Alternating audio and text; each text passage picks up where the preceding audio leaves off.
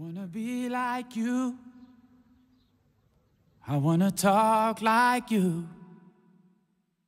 I wanna be like you. Always and eternally. Bismillahirrahmanirrahim. Allahumma salli ala sayyidina Muhammad wa ala ali sayyidina Muhammad wa sallim. Rauhaa ja siunausta kaikille. Inshallah Ramadan on tulossa pian. Ja Ramadan on erityinen aika kääntyä meidän luojan puoleen, Allahin puoleen.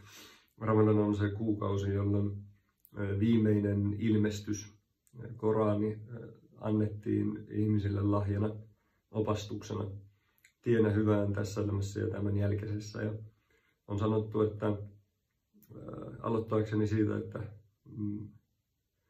miksi esimerkiksi voisi haluta oppia ja aloittaa rukoilemaan juuri Ramadanin aikana, niin kuin islamissa opastetaan, niin sanotaan, että hän, joka rukoilee Ramadanin aikana, kääntyy Allahin puoleen Ramadanin aikana, niin kaikki hänen syntinsä, kaikki raskaus, kaikki väärä, kaikki epäpuhtaus, mitä hän on elämässään tehnyt, puhdistetaan.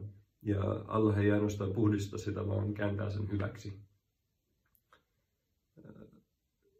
Koska rukoileminen on jotain, mikä ei aina ei ole aina helppo tulla siihen, niin sanon jotain siitä, että miksi sen puoleen voisi kannattaa kääntyä. Ensinnäkin sanotaan, että rukous on valoa. Profeetta Muhammad sallallahu alaihi wasallam, hänen sanomaansa, rukous on valoa. Hän sanoi, että rukous on kuin puhdas joki, puhdas virta.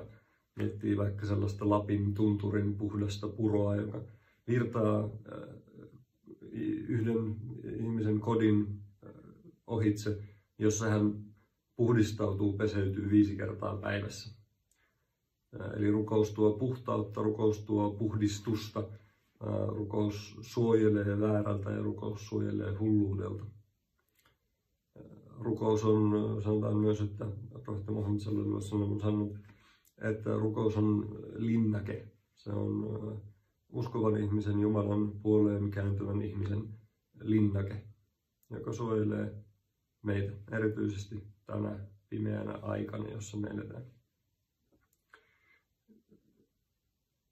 Miksi rukoilla tällä tavalla, mitä islamissa kannustetaan, mihin Allah on meitä kutsunut, niin ei ole sen takia, että Allah tarvitsee sitä, että Jumala tarvitsee sitä. Jumala ei tarvitse meiltä mitään. Hänellä ei ole tarvetta mihinkään. Hän on yksi ja ainoa, joka ei tarvitse. Me tarvitaan häntä. Ja hän on islamissa määrännyt niille, jotka on valinnut kulkea islamin tietä, valinneet todistaa islamin sanoman ja ottaa sen elämäänsä sen tien. Hän on sen asettanut meille pakolliseksi, koska se on meille niin hyvä asia. Ja monessa asiassa ihminen tarvitsee jonkinlaisen pakotteen, jonkinlaisen pienen työnnön, että pääsee liikkeelle.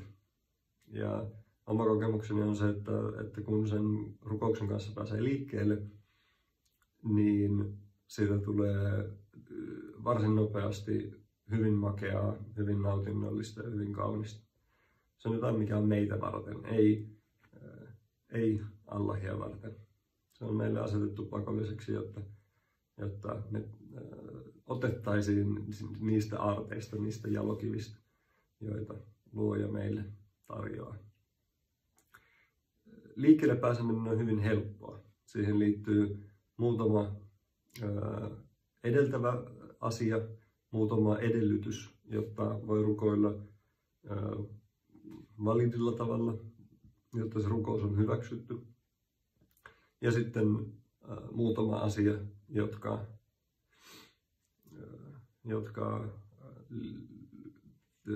liittyy siihen itse rukoussarjaan.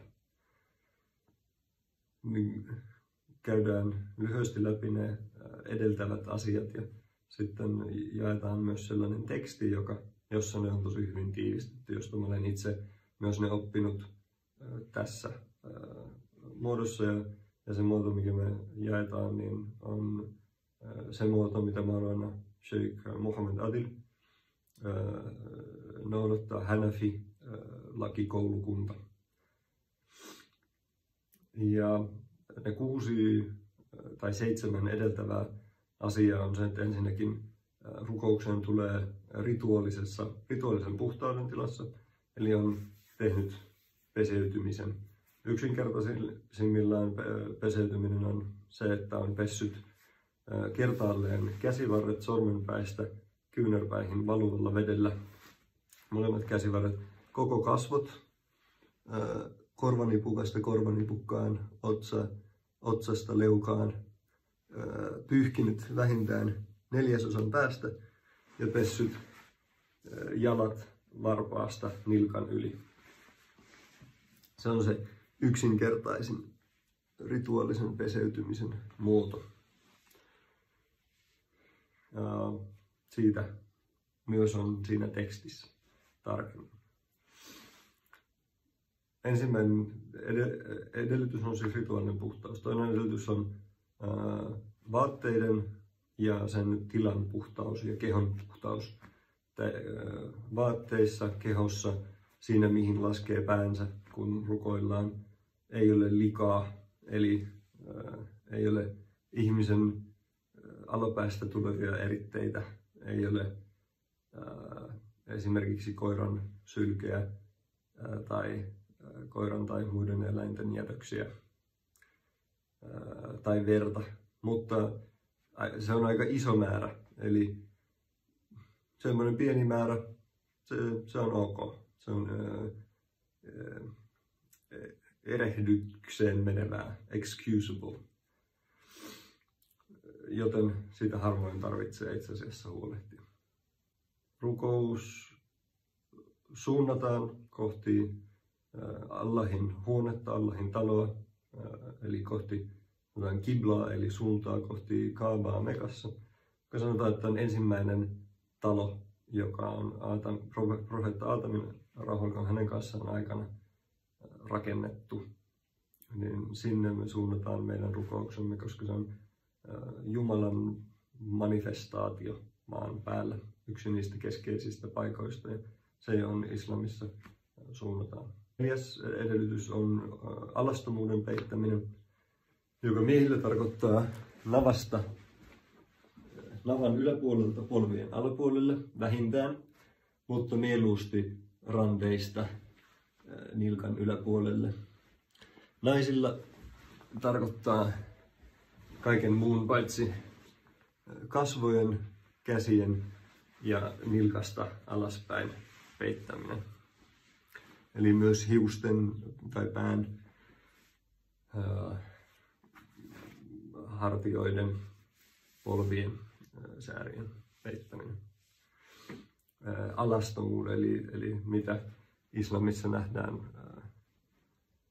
laillisesti alastomuutena. 5. edellytys on se, että rukoilee oikeana rukousaikana, tietää ja uskoo, että on se rukousaika.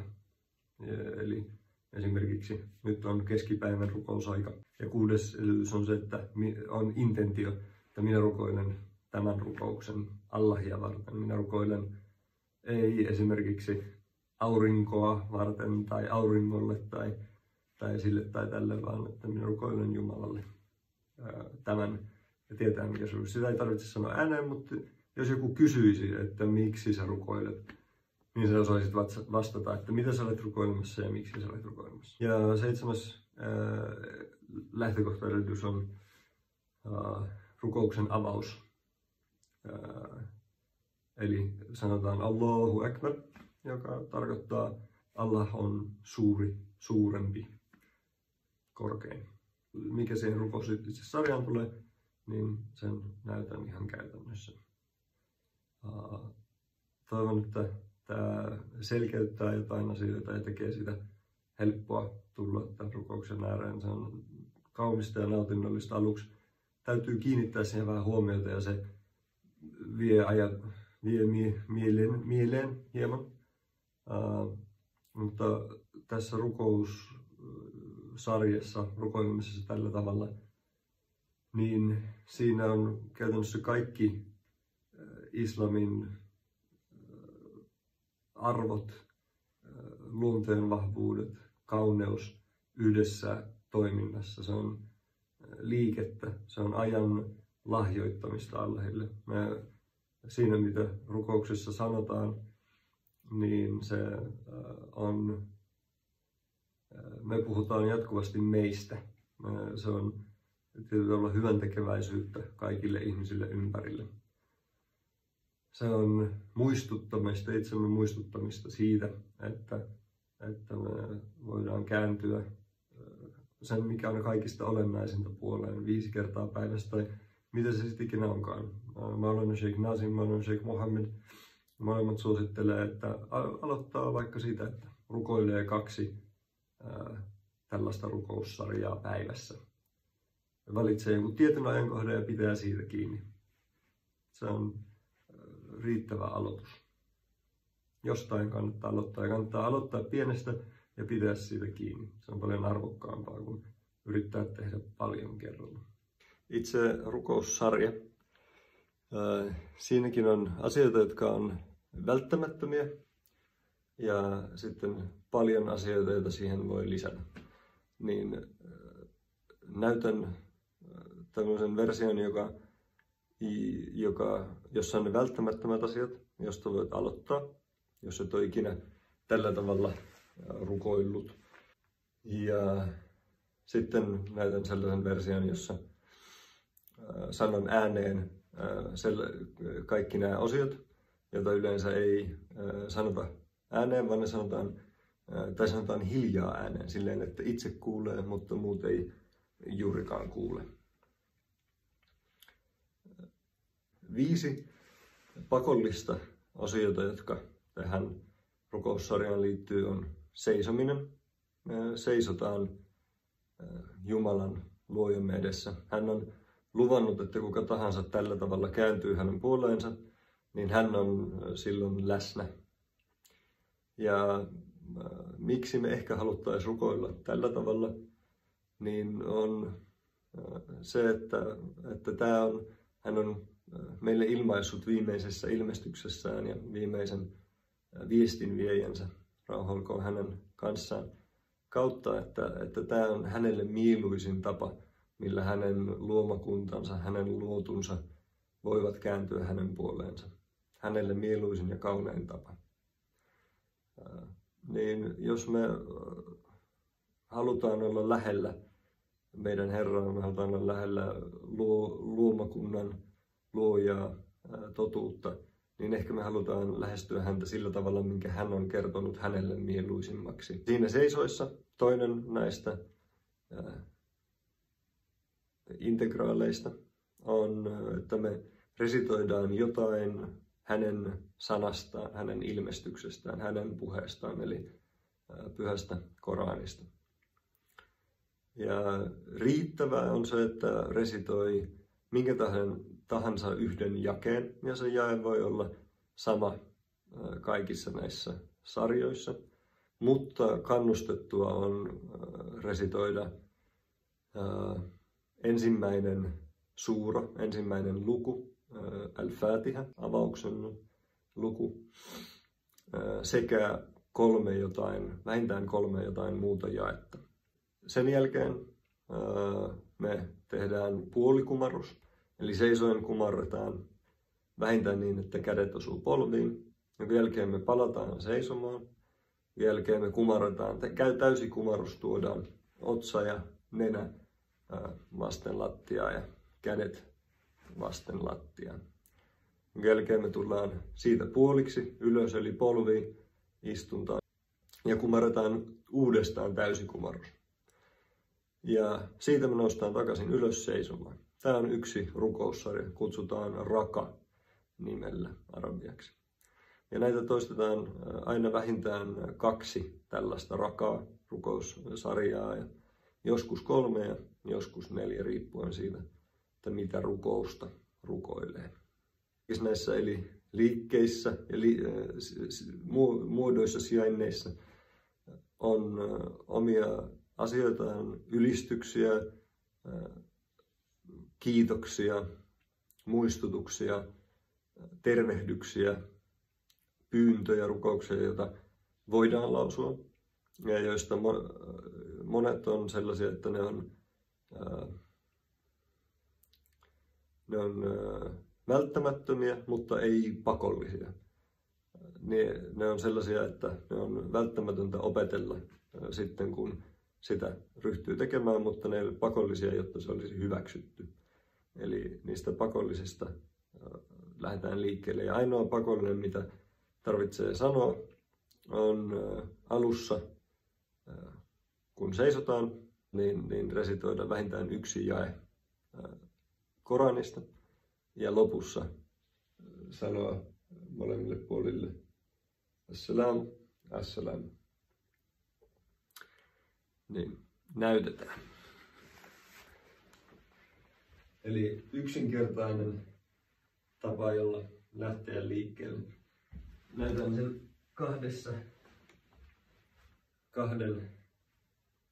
kahden rukoussarjan 2 rakan muodossa. Eli suuntana on kibla. Varmistan, että olen peittänyt itseni ja varsinkin peittänyt selän, joka helposti pilkistää, varsinkin miehille. Se on yksi asia, joka voi rikkoa sen rukouksen hyväksyttävyyden. Olen peseytynyt, olen puhtaassa, mun tila on puhdas. Intentioni on juuri nyt tehdä tällainen näytösrukous. Allahu Akbar. Alhamdulillahi Rabbil Alamin.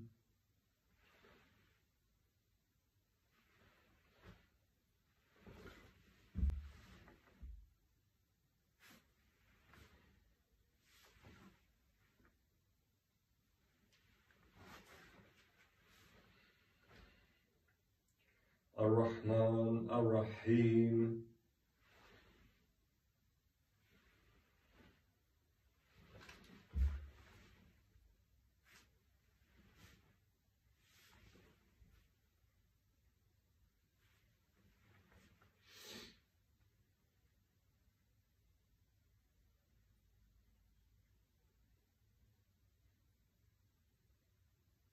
Assalamu alaikum.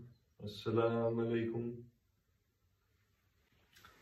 Eli tämä on se yksinkertaisin rukoussarja. Eli kuten huomaatte, on aika helppo ja aika selkeä. Ensimmäinen integraali, joka tarvitaan, on seisominen. Toinen on Koranin resitointi. 3. on tämä puolikumarrus. 4. on 2 kokonaiskumarrusta, niiden välissä polviistuntaan nouseminen. Ja 5. on aina 2 rakan, ja sitten mahdollisesti 3 tai 4, ja aina 4 rakan rukoussarjan jälkeen, niin se, että me istutaan hetki siinä polviistunnassa. Siinä on asioita, joita siinä resitoidaan hiljaa itsekseen, mutta se ei ole välttämätöntä resitoida niitä. Se ei ole pakollista. Ja seuraavaksi näytän miten itse esimerkiksi rukoilen, miten on sen oppinut Naqshbandeilta.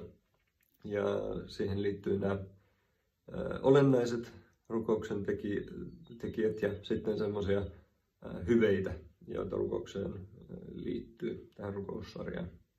Rukoilen ne ääneen niin, että kuulette, ne ei välttämättä kaikki kuulu erityisen selkeästi, mutta ne tekstit kyllä löytyy helposti muualta myös.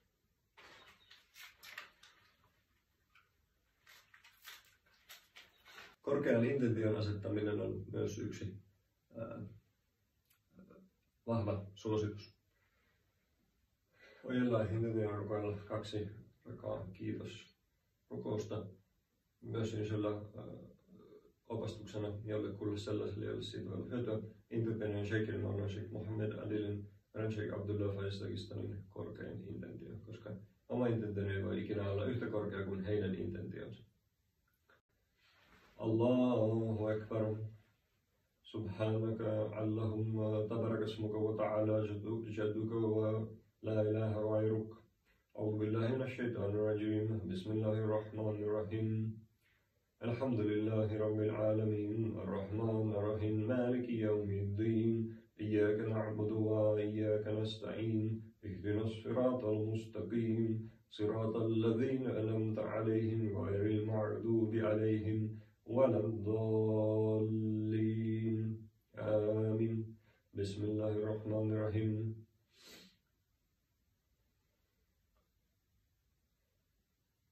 قل هو الله أحد الله الصمد لم يلد ولم يولد ولم يكن له كفوا أحد. الله أكبر. سبحان ربي العظيم وبحمده سبحان ربي العظيم وبحمده سبحان ربي العظيم وبحمده سمع الله لمن حمده ربنا ولك الحمد. الله أكبر. سبحان ربي الأعلى وبحمده سبحان ربي الأعلى وبحمده سبحان ربي الأعلى وبحمده. الله أكبر. الله أكبر. سبحان ربي الأعلى وبحمده سبحان ربي الأعلى وبحمده سبحان ربي الأعلى وبحمده. الله أكبر.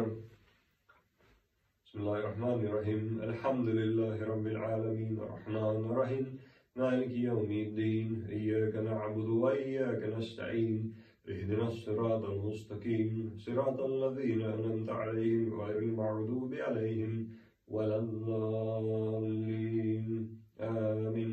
بسم الله الرحمن الرحيم. قل أعوذ برب الناس ملك الناس إله الناس من شر الوسواس الخناس الذي يوسوس في صدور الناس من الجنة والناس. الله أكبر. سبحان ربي العظيم وبحمده سبحان ربي العظيم وبحمده سبحان ربي العظيم وبحمده سمع الله لمن حمده ربنا ولك الحمد. الله أكبر. سبحان ربي الأعلى وبحمده سبحان ربي الأعلى وبحمده سبحان ربي الأعلى وبحمده. الله أكبر. الله أكبر. سبحان ربي الأعلى وبحمده سبحان ربي الأعلى وبحمده سبحان ربي الأعلى وبحمده. الله أكبر. التحيات لله والصلوات والطيبات. السلام عليك أيها النبي ورحمة الله وبركاته. السلام علينا وعلى عباد الله الصالحين. أشهد أن لا إله إلا الله وأشهد أن محمدا عبده ورسول الله. اللهم صل على محمد وعلى آل محمد وعلى كما صليت على إبراهيم وعلى آل إبراهيم إنك حميد مجيد. اللهم بارك على محمد وعلى آل محمد كما باركت على إبراهيم وعلى آل إبراهيم إنك حميد مجيد. السلام عليكم ورحمة الله. السلام عليكم ورحمة الله.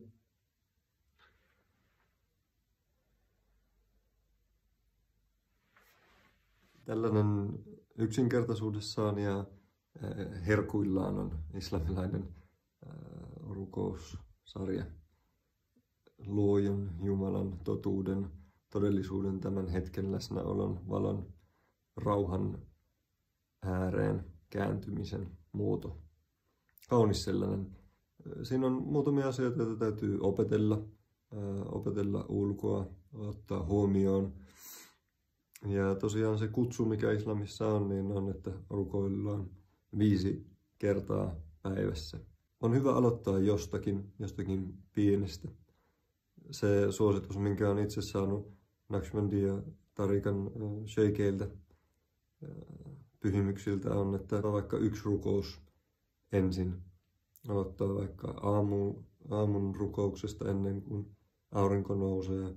Tai keskipäivän rukousta, illan rukousta, mikä se onkaan. Tekee sen 40 päivää tai päätöksen, että nyt Ramadanina mä aion rukoilla kaikki nämä rukoukset ja katsotaan sitten sen jälkeen, mitä tehdään.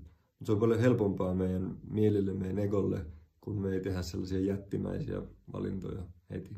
Tai että nyt mä teen kaiken tän ja mä opettelen kaiken tän. Se tulee tosi raskaaksi ja tosi vaikeaksi, se on tarpeeton. Tähän rukoilemiseen liittyy tosi paljon siunauksia. Mä oon henkilökohtaisesti kokenut, että mun elämään on tullut paljon valoa ja selkeyttä ja kirkkautta ja ja nautin tällaisesta rukoilemisesta nykyään. Aluksi oli helposti aika paljon täällä päässä ja tuli erilaisia ajatuksia ja huolia ja murheita ja saatana ja kaikenlaiset paholaiset rakastaa tehdä siitä meille vaikeaa kaikin tavoin. Ei kuunnella niitä, vaan kuunnellaan meidän sydäntä. Käännetään kanavat sydämeen päin siihen, mikä on meidän todellinen kutsu ja todellinen luonne, joka on löytää Jumalaa, olla lähellä Jumalaa. Ja tämä on yksi niistä kauniista tavoista tehdä sitä.